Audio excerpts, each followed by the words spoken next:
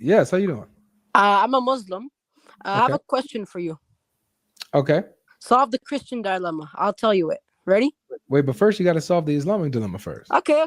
I know the whole Quran by heart. Relax. Oh, I you can do? solve it right now. Yeah. You know what a red flag is? A red flag with certain guests is when they come on the page on the channel and then they tell me to relax. That's a red flag. So I hope that you're not one of those types because you just said relax. Usually you guys are the ones that crash out. But Okay. I hope Okay. I hope you're not. You sound like, let's see. Let's see how Let this- me ask you a question. Okay. Do you believe the Quran is from Satan? No, some elements I believe are demonic. Not all of it. I believe Okay. a lot Okay. of it is Okay. man-made. Okay. So you think it's man-made, right? What's the purpose of you think Prophet Muhammad man-making the Quran? Power, authority, women. But he did not get that. He was He a sure very did. humble. He lived a very humble life. He had 9 to 11 wives. What are you talking about? So he still had a very humble life. And then he was also able to have whatever woman he wanted. No, that's not true. In the Quran, in chapter 33, verse 52, that's not true. He cannot remarry more than he can't marry more than 9 wives in chapter 33, verse 52.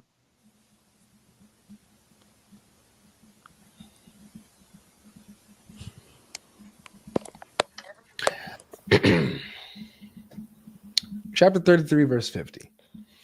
Oh, prophet. 52, verse 52. We'll read that next. Okay. O prophet, indeed we have made lawful to you your wives to whom you have given their due compensation, and those your right hand possesses, so slaves, from what Allah has returned to you, and the daughters of your paternal uncles, and the daughters of your paternal aunts, and the daughters of your maternal uncles, so his cousins, who immigrated with you, and any believing woman, if she gives herself to the prophet, if the prophet wishes to marry her, only for you, excluding the believers. So Muhammad gets a special privilege to have any paternal and maternal woman, all of his wives, his captive women, and whatever believing woman he wants that offers. Okay, read 2 verses later. Okay. So this is a special privilege for Muhammad. He gets this because he's the prophet of Allah. All right. So 51. Or do you want me to just skip to 52? Just skip to 52. Okay.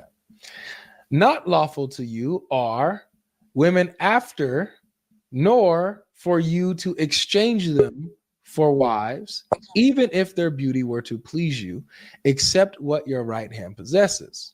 And ever is Allah over all things an observer. There you go. Your question has been answered. How? Because it's saying it's not lawful for you to exchange wives after this. Yeah, he can't exchange them, but he can have whatever one offers themselves to him. And no one, and none of them did. None of them offered themselves to him. But if they did, he can have them, right? Yeah, if. Okay, that's just a and hypothetical. that's a privilege for Muhammad. Yeah, and that's for anybody. Anybody can. No, it literally says this is only for you, excluding the believers. Literally says that, bro. It says, look, it says, hold on, let me put it on the screen so we can all see it. Right over here, it says, right, this is only for you, excluding the believers. Yeah. Okay. This is a little privilege that only Muhammad has because he's the prophet. Yeah, and you know what else another privilege is? What? He has the highest level of paradise, so I don't mind.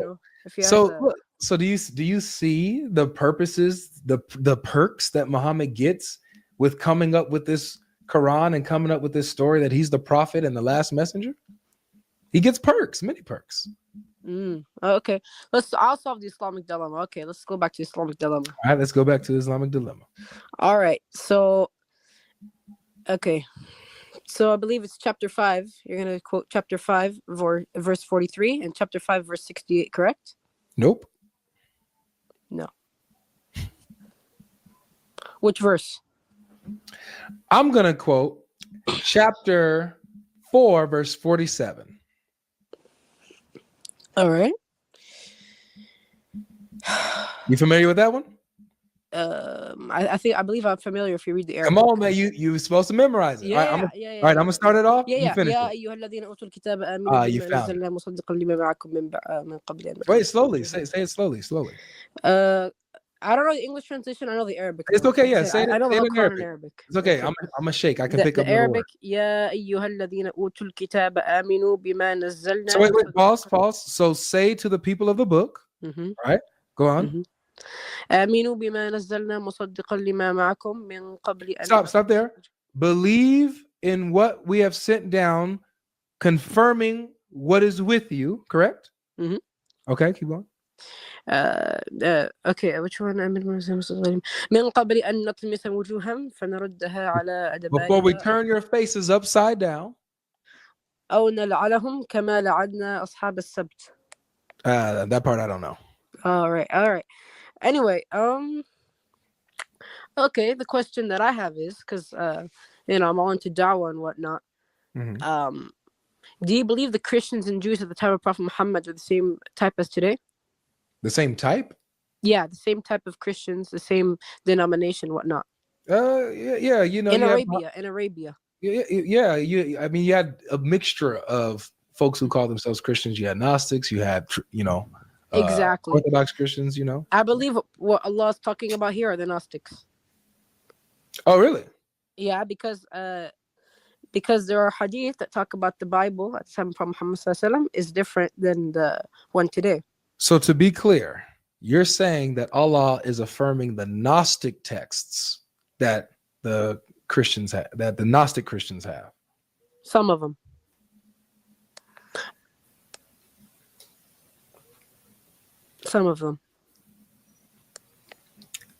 So to be clear, you're saying that the Gnostic texts are revelations from Allah. I believe here I'll let you know. Okay, so I believe that whatever Allah is confirming, whatever part of those texts agree with the Quran. Because let's go to chapter 5 verse 48. Wait. It talks about it. Let me see if my friend is there. Life.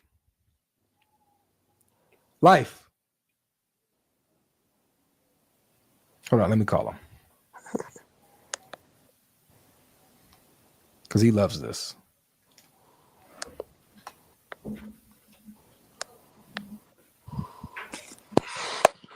Life reacts.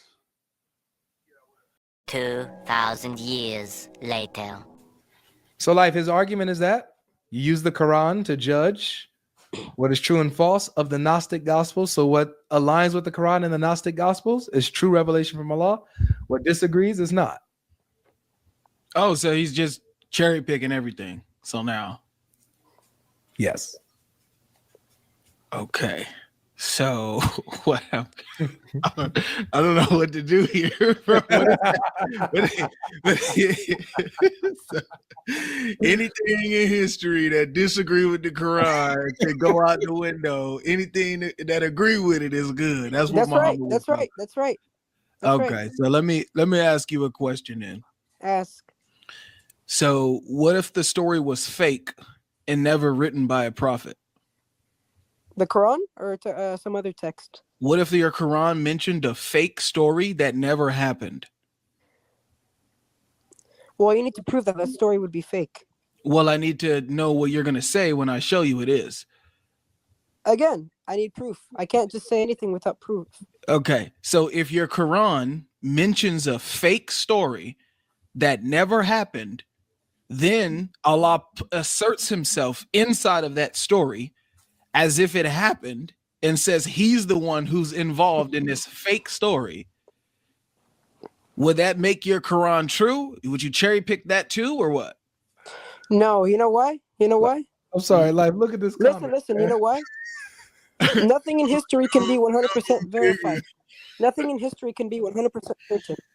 No, nigga, it's crazy. That's right. People are insane, bro. Sorry. Jabir. Did you hear? Okay. Did you hear what I said? I said nothing in history can be 100% verifiably true. Oh no, we can 100% verify that this story was fake and not written by who it said it was written by. But yet your Quran places the story inside of the your Muhammad. He places the story inside of the Quran as if the story took place and he thinks it's real. Okay, let's So- hear it. What story? Well, I want you to agree that if this does take place, if I show you evidence that a fake story made it into your Quran and Muhammad thought it was real enough to place Allah in the story, that would mean your Quran is false, right? You will have to prove the story never happened. You have to prove that story is completely false. Yeah, I got you. The fact that the story is fake and is a pseudepigrapha means the story never happened and it's not true. So, would that make your Quran false? Again, how do we know that the story is false? We need evidence. Yeah, I know. I'm going to give you the evidence. I'm saying when I do give you the evidence, your Quran becomes false now for mentioning the story as if it's true, right? Again, I can't judge. I have to hear the story first. You go What ahead. do you mean? No, you don't have to hear the story first. I'm going to show it to you. I want to know what you're going to say when I show it to you. Okay. I'll concede. Go ahead. All right. So your Quran becomes false. Yes. All right. If it could be proven that the story is completely false. Got you. Have you ever heard of something called the Testament of Solomon? No.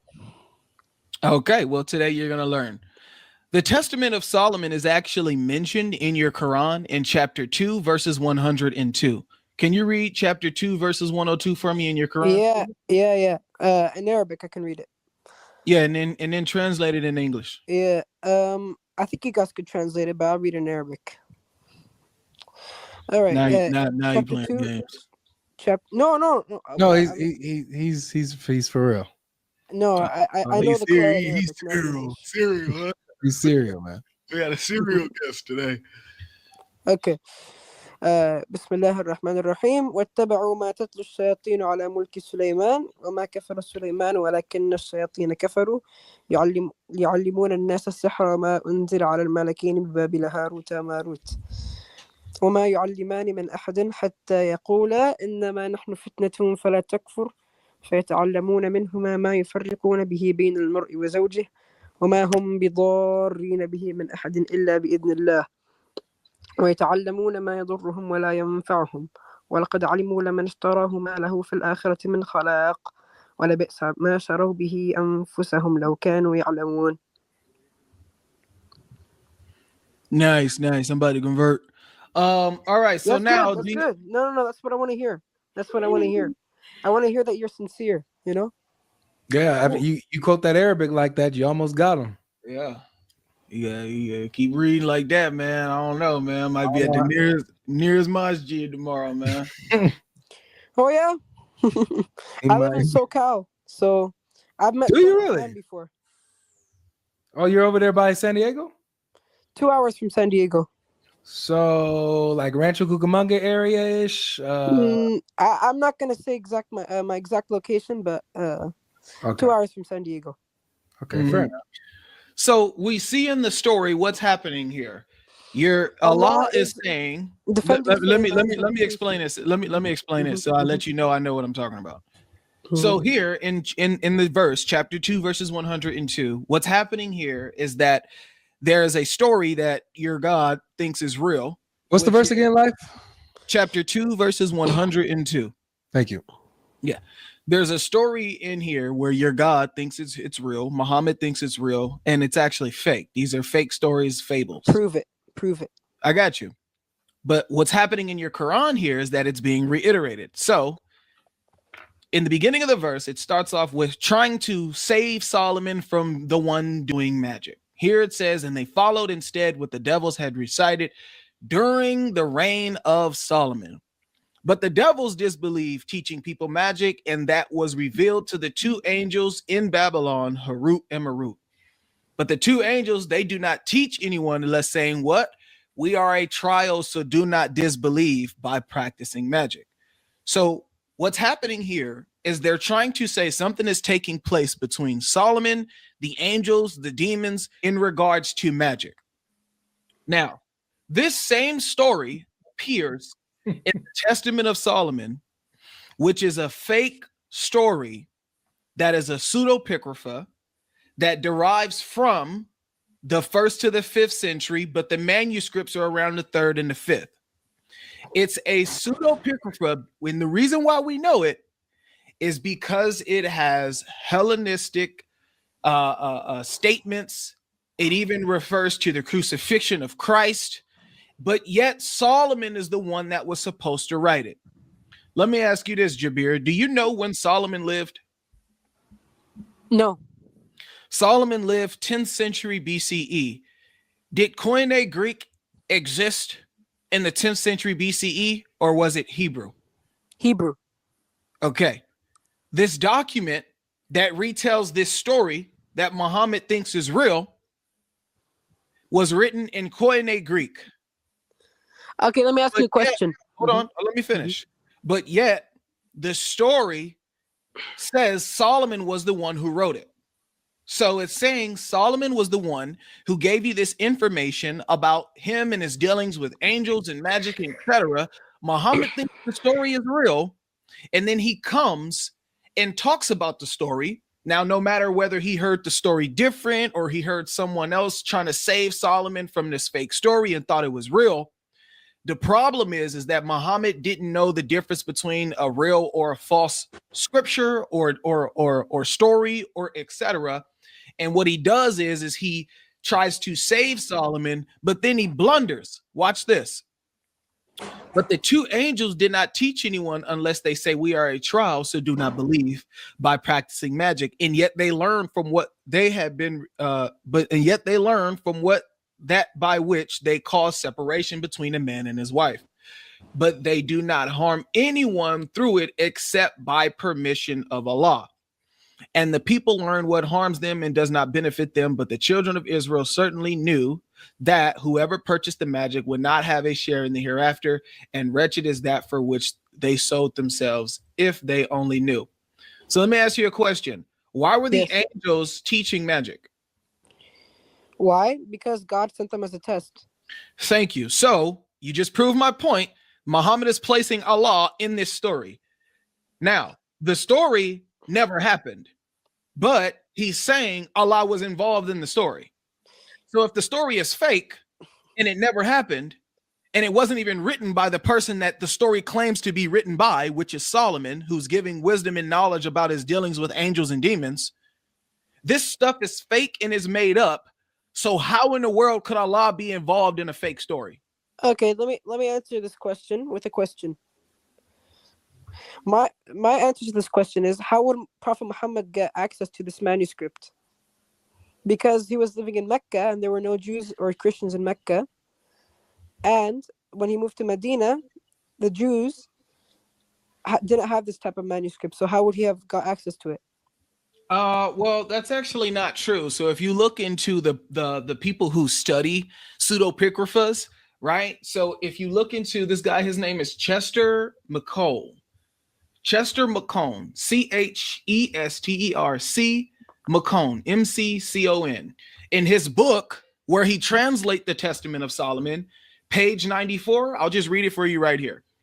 Page 94 says this, and this is funny because I love how this is actually in here because it shows that even Muhammad didn't know the difference when it was right in front of his face. This is why we say he's ignorant and he couldn't read and he didn't know what he was talking about. Page 94, section 2 says Solomonic books among the Arabs. This is what he notes. The reason why he notes the Solomonic books were among the Arabs was because he says a single reference in the Quran and the comments therein show that among the Jews of Muhammad's time, magical books of Solomon were known. And he quotes Surah chapter 2, verses 95. And he said, and it reads, and when there came unto them a prophet from God, confirming that scripture was with them, some of those to whom the scriptures were given cast the book of God behind their books, as if they knew it not. And they follow the device which the devils devised against the kingdom of Solomon. And Solomon was not an unbeliever. So here, the guy who translates this stuff literally recognizes that even during Muhammad's time, the Arabs had access to these stories, but Muhammad did not know if they were real or not. Now I'm going to share my screen so you can get the document yourself and you can fact check and read it for yourself. These are experts who study pseudepigraphas and tell you exactly why it's fake. And even in the beginning of the book, he tells you that this is folklore. So here's the book, the Testament of Solomon. Here's the translation by Chester McCone. Here's page 94. Now, you said they didn't have access to it. Experts don't agree. Look at Solomonic books in Arab tradition, page 94. You can go ahead and read up on the book. It's free. It's on the Testament of Solomon. It's on internetarchive.com. Okay, but then here's a question. Here's a second question I would have. What's the question? So then, okay, so we had this manuscript, you said between the 1st and 5th century, that obviously you said is false. How do we know before even Jesus Christ's time there were no other manuscripts that aren't discovered yet? Because I know for sure there are still artifacts that are undiscovered today. Okay, hold on. So I just phrase your question again. I'm trying to okay, confuse. I'll phrase it. So this thing, this Testament of Solomon thing, you said is fake. But there can also still be a potential of there being manuscripts that haven't been found yet. Okay, let me ask you this. Talking about the same story. Let me ask you this. Do you know that the Testament of Solomon is said to have documented and mentioned Hellenistic demonology and elements of Christian theology that derive from the Christian time period? You got to remember the document dates, the manuscripts that are found is from the 3rd to the 5th century. Experts date it back to around the 1st, right? As if when it was written, right? But the problem is that you have, like I said, Hellenistic demonology properties that are found within the text, magical traditions, and then you also have Christian and Gnostic thought that are found in the book. This would not have existed during Solomon's time period. You get that? That's not possible. I actually have to go. Sorry, talk to you guys later. Okay. All right, man. All right, bro. Well, that was really good. But if you can finish and if you want to summarize for the audience, because this is really important, guys. Yeah, guys. So I've been studying this for a minute. I'm actually getting better and better at it. I'm getting deeper and deeper into this book. There's a lot of stuff in here that revolve around the Testament of Solomon that literally destroys Islam. And the fact that Muhammad mentioned it, and they're going to want to cherry pick it. And I know they're going to want to cherry pick that too. The problem is that when you look into the Testament of Solomon, there's just too much stuff in here that would not even date back to the time of Solomon. So when they ask, oh, how do we know it's fake? How do we know it's not true? Well, that's because Solomon wouldn't have been writing about these things. 1, and 2, Solomon wouldn't have wrote it in Greek. So we know that he didn't write it because it would have been written in Hebrew. So the problem is that when you read it, you find themes in there that don't even match his time period. Yet there isn't anything in regards to his history outside of folklore that he himself documents or writes or talks about when it comes down to angels and him and dealing with angels in Babylon, like like dealing with demons and magic and all that stuff like that. So the problem is with this guy here is that they want to say that Muhammad, if he just now pay attention, guys, it hasn't just become anything that disagrees with the Quran is all of a sudden false, and anything that agrees with the Quran is all of a sudden true. Now fake stories that everyone has always known was fake. And I guarantee if I would have asked that young dude if this was scripture, he would have said yes, because that's what Muhammad does to your brain. This was never scripture. It was never taken out of scripture. It was never part of canon, and it was never taken out of canon. Why? Because it was never part of canon. They never accepted this as a real document. It was a fake story to begin with, just a legend passed around about a biblical figure. There's nothing wrong with that, but just know that it's not real. It goes around Muhammad's time, even like I just showed you guys in page 94. When I first got this document, I only showed page 4 and page 1. You go to page 94, you find out that according to the experts, they realize, wait a minute, this documents, these Solomonic books, these fake stories and folklore had to have been circulating around that time via the Jews, the ones that are writing these stuff, the ones that are making this stuff up, the ones that are writing these stories and folklore. It's around Muhammad's time, and Muhammad cannot discern whether this is true scripture or not. He's just speaking about what he heard. So that and I find this funny how this makes it into the Quran, where he's literally pointed out for just being an ear that's repeating folklore. Yeah. And he is.